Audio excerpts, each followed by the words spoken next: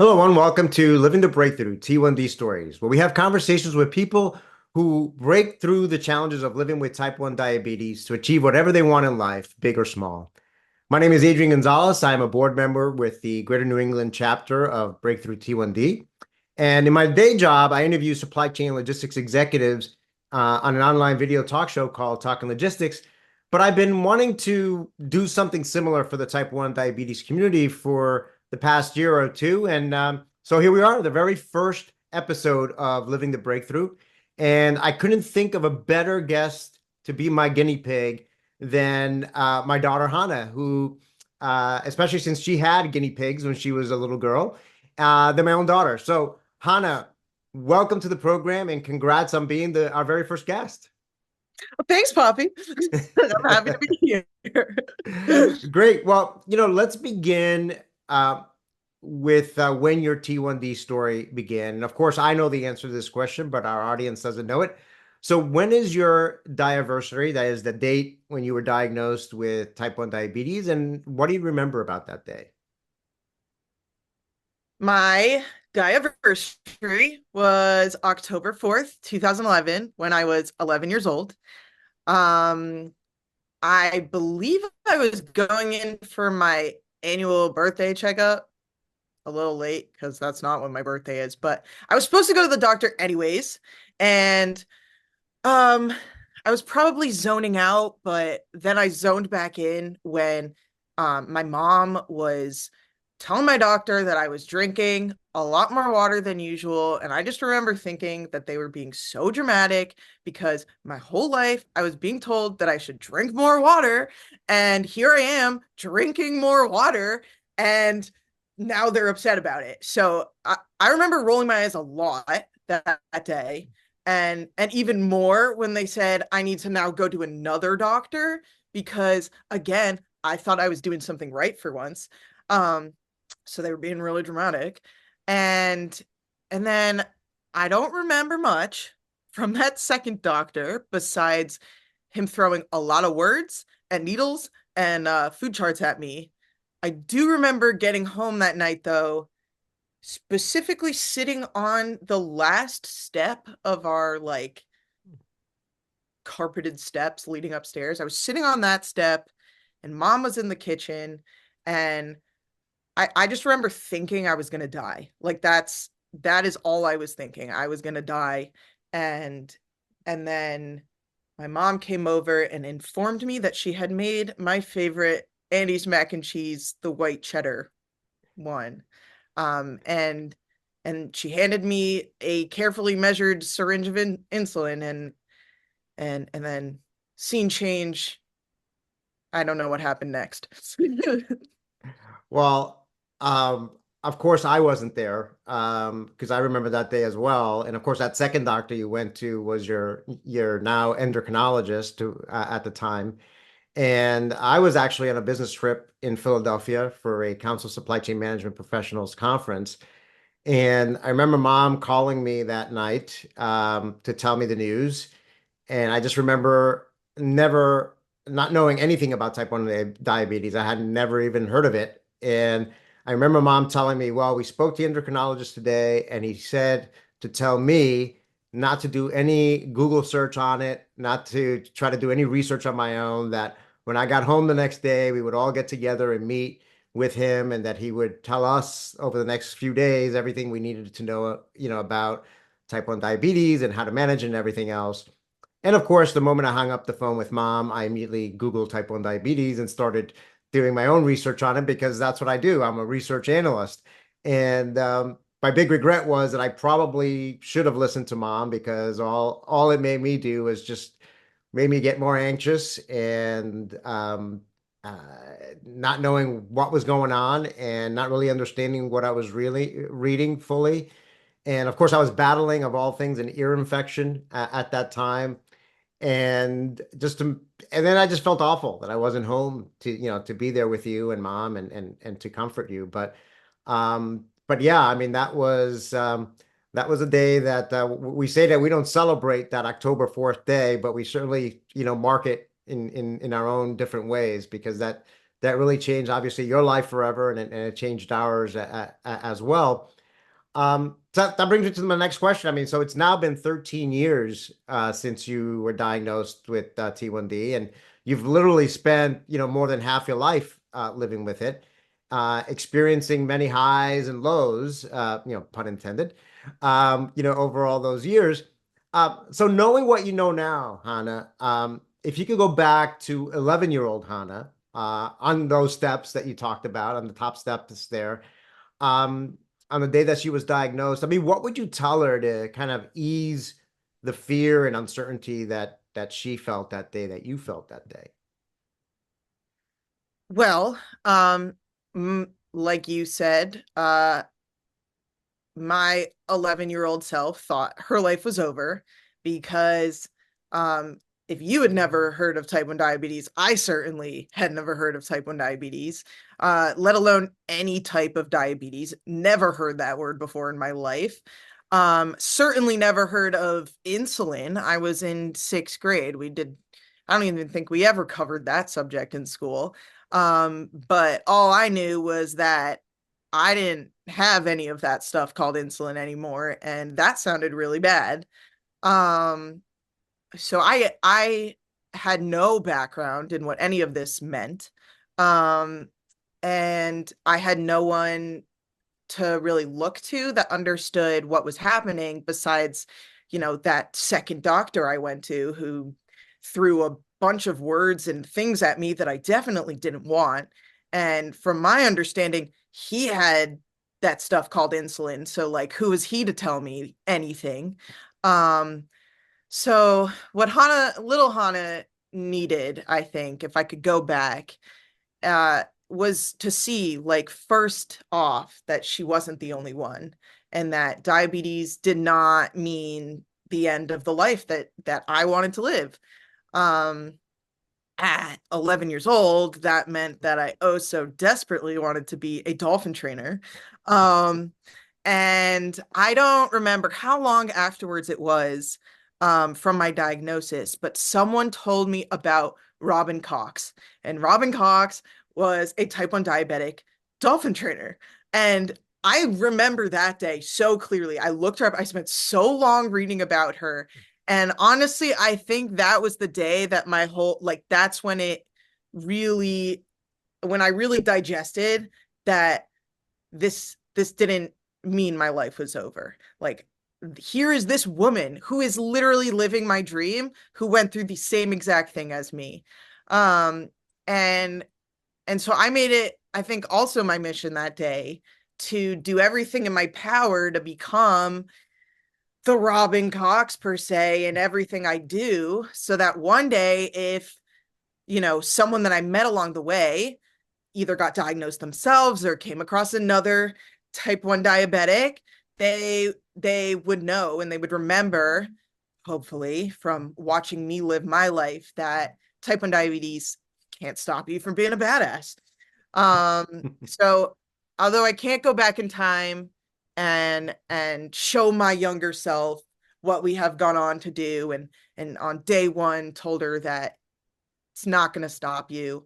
Um, I was really excited because I got the opportunity to become a big brother, big sister volunteer this year, or last year, actually. Well, they reached out to me saying that they started this branch for type 1 diabetics specifically, and they had just come across this 6-year-old girl whose kindergarten year had been disrupted, and that she reminded them of me, and they thought it would just be the most perfect pairing if I was willing. And I saw this as like a sign, like, okay, I can't go back and tell it to myself, but here's this little girl who, and since getting to know her, she reminds me a lot of myself, um who is just like involved in everything and has so much energy as she is playing all these sports. And you know her her dreams might even be beyond what mine were at that age. But I was so excited for the opportunity to show her, that I ran marathons. I did triathlons. I traveled around the world with my friends without you, father. I went to school. I went to college. I had a full college experience, and I get to show her all these things as she's growing up too. And hopefully she just never has that doubt that diabetes is going to stop her. So got to go Well, yeah, for that's great, and I know that you get a lot of meaning with meeting with that little sister, and I'm sure she well, I can tell from the stories you tell us that she absolutely has a fantastic time with you. Of course, we knew Mom and I knew that you wanted to be a dolphin trainer way back when, and I did not remember the Robin Cox story, so that was that's kind of great to kind of hear you share that and kind of having her, unbeknownst to her, that she served as a role model, to you and really kind of helped you navigate or give you the inspiration to do everything else that you've done. Everything like you said, running triathlons and marathons. And now, to my dismay, playing rugby. Every time you play rugby, Mom and I get nervous that you're going to call us with a broken arm or a black eye or something worse. you. But But that's not diabetes related. it is You're not worried about my diabetes. diabetes. There That's are not. two other diabetics on my team too.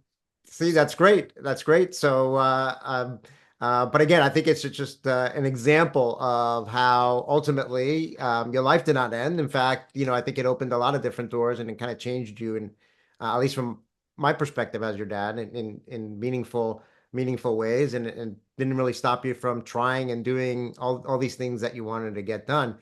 Now, back in as your dad, I was trying to figure out what can I do to help support at the time JDRF, which is what we got introduced to as a family shortly after you got diagnosed, and now it's Breakthrough T1D.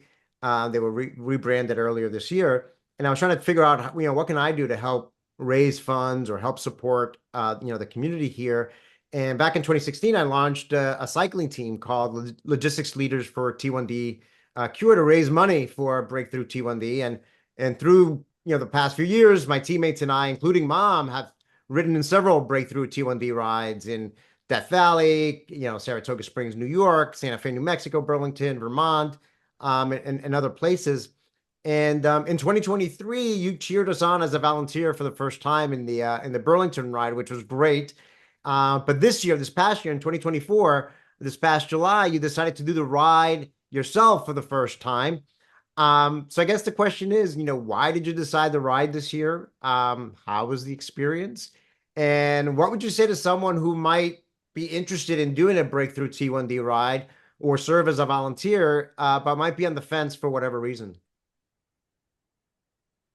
Now that's a really good question. I'm not gonna lie, because I was asking myself that exact question a lot as I was reflecting on my ride. Because to be completely honest, I really don't like biking, or sorry, cycling. I don't like cycling that much. I don't know how I came from you and mom, but so I was really trying to figure out what it was that made me want to do it, because after that first year of volunteering, which was, amazing in itself, and that was a no-brainer for me, volunteering. Great, I could do that.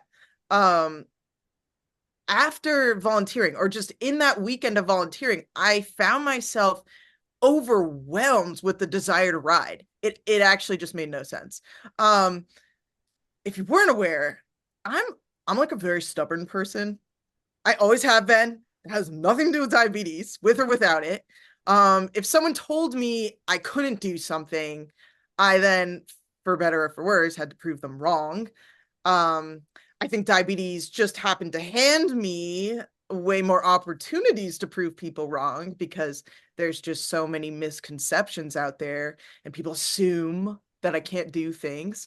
I mean, that's the entire reason that I ran the marathons, because fun fact, I don't like running either. So it's not like I'm a crazy athlete like that. Someone told me I couldn't do it, so I did it. Um, but here's the thing, my whole life as a diabetic, people's responses have mainly been, looks of sympathy because I think they see it as I have this built-in weakness and they assume I'm weaker because of my incompetent beta cells. So I obviously have to prove them wrong. That has always been my motivation. Um, but 2 years ago, when I went to volunteer for the Breakthrough T1D ride, the like weirdest thing happened, which I didn't really realize what it was until afterwards, but me and all my dia buddies in that space, we were not looked at like we were weak. We were actually looked at like we were the strongest people in the room. And I literally left feeling like I had superpowers from just like existing in that space. I had nothing to prove, and yet I wanted to go out and ride anyways, like for me, because I could. I just felt so strong that I wanted to go out and do something with that strength. Um, so that is what I did this year. Um, like I rode that strength all year long, didn't train for it though. Didn't want to ruin it. I was all mentally charged up. I did not want to ruin it by training, but I did want to prove to myself that I had the strength to do it off of sheer willpower and determination as a sort of symbolism, because that is how our or us diabetics stay alive. Willpower. Woohoo. Um, so I guess for anyone questioning whether joining the Breakthrough T1D ride as either a rider or a volunteer would find this a meaningful experience, whether you're a diabetic or not, it is. Like, it is life changing. I don't even know, like, I can barely find the words to describe the feeling you get from being in that space, because honestly it's not about the ride. And I think I'm speaking for the non-diabetics as well, correct me if I'm wrong, but whether you're riding all the miles or a few of the miles or none of the miles, you'll leave feeling just more inspired and capable of more than you ever thought was possible before. Like, again, that has like nothing to do with me having diabetes and you not having diabetes. Like, it is such an overwhelmingly inspirational space, and you just feel like you can change the world. And selfishly, as a diabetic, I also have no words for how moving it is that all of these people without diabetes, or without even knowing someone with diabetes, which really blew my mind this year, choose to show up and take on the world with us. And if you love someone with diabetes, if you have diabetes, or if you're looking for a cause to give yourself more purpose in this world, like, this is the place. This is like, there is no other feeling and vibe out there. Well, I think you are much more effective salesperson for the rides than I am. But yes, I agree 100%. Obviously, I mean these rides, which is really a long weekend. It's really so inspirational, and just being able to meet others in the community, those with type 1 diabetes, those with not, parents of those with type 1 diabetes, or just friends or others that are just looking to support the cause. In fact, most of the riders on our team don't have type 1 diabetes and don't have a connection with type 1 diabetes. And you're right. I mean, for us, um, for all of us, your mom and I and you, I mean, to have that kind of support from folks that don't even have a connection is just truly, truly inspiring. Yeah, and you did a great job this summer. You did 80 miles without doing, like you said, any training, zero training this summer, which I would not recommend to anyone considering to do a ride. The other thing is that you could do any mileage in these rides. You don't have to do the full 100 miles. Any ride, any distance that's meaningful to you is where you're going to be able to cross the finish line smiling and having fun is the right distance. But anyway, we'll. Be clear though, I got cut off. I did not stop at 80 by free will. I got cut off. That's right. That's right. Well, there was some weather delays, and then there were some time constraints. So absolutely. So maybe we'll see you attempt another ride in the Uh-huh. not too distant Uh-huh. future. So, moving on, kind of shifting gears a little bit. I mean, as an industry analyst, I mean, I keep a pulse on how companies leverage technology to improve their supply chain logistics operations.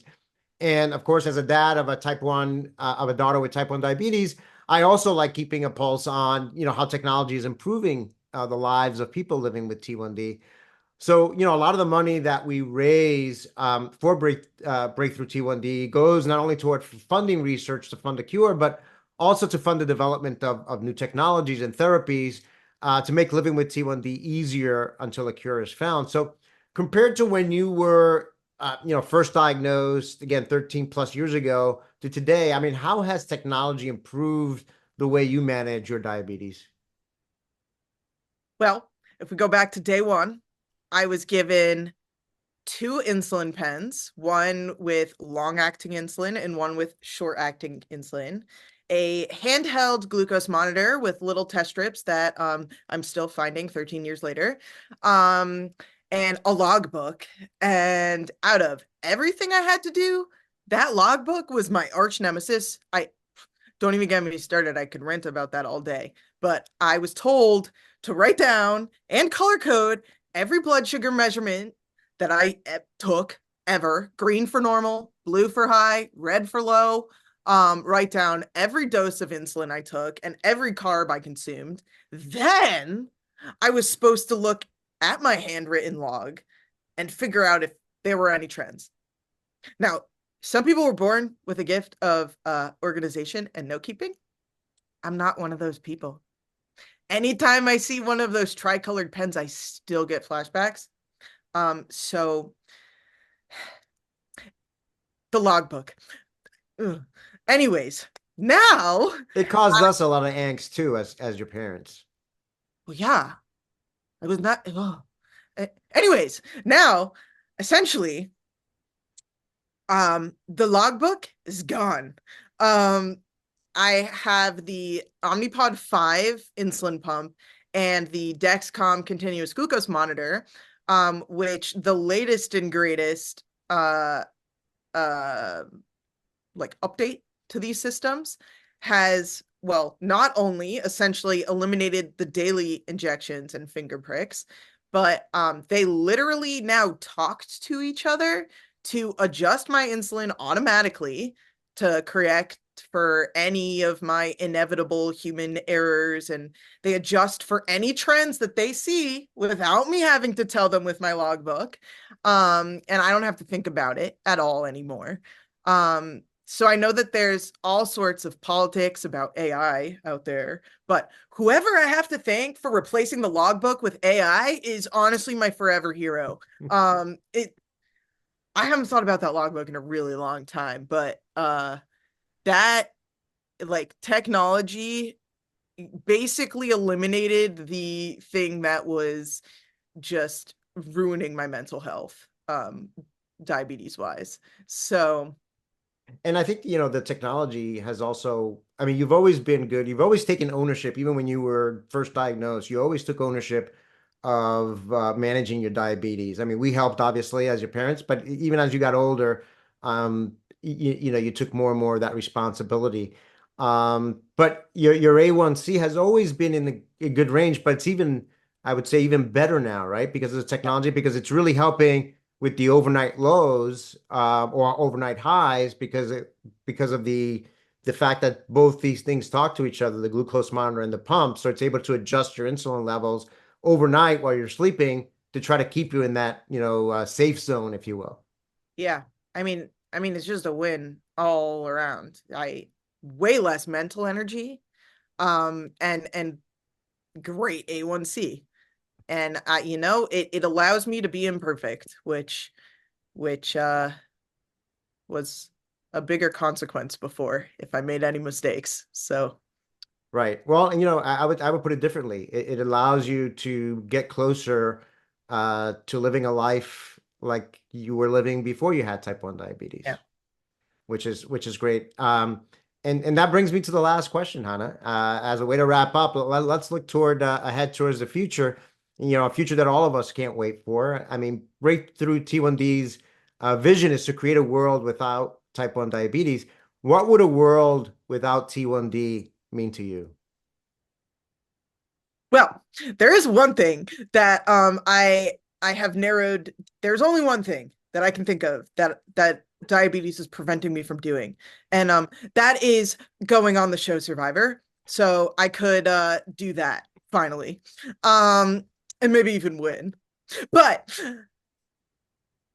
besides that, um I would be, I mean, a world without T1D, I would be free from that tiny little tube that likes to constantly remind me that I have to live by its rules in order to stay alive. I won't have to repeatedly, unpredictably have to choose between hitting pause on the work meeting I'm leading or driving to class or the first game of rugby I finally get to start in because I might die if I don't. And I won't have to cancel my plans because the one time I forget to pack extra insulin, my pump fails. Uh, a world without type 1 diabetes would mean a world where I can get up and just walk out the door without anything but the clothes on my back. I forget what that feels like. I I would love to feel that again.